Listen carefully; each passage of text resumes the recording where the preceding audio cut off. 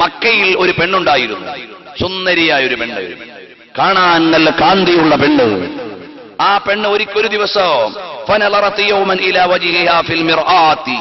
കണ്ണാടിയിലൊന്ന് പോയി നോക്കി എങ്ങനെയുണ്ട്. അപ്പോൾ പെണ്ണ് നോക്കിയപ്പോ തരക്കേടില്ല. എന്നെ പോലെ സൗന്ദര്യമുള്ള ആരെയും എനിക്ക് പരിചയമില്ല. അപ്പൊ ഭർത്താവിനെ അടുത്ത് വിളിച്ചിട്ട് പറഞ്ഞു,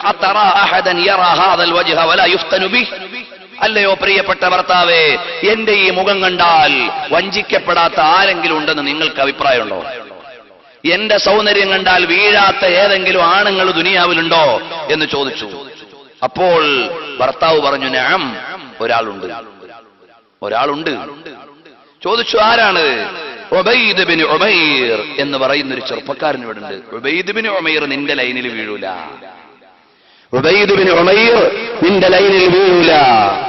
അപ്പൊ ഈ പെണ്ണ് ചോദിച്ചു, അല്ല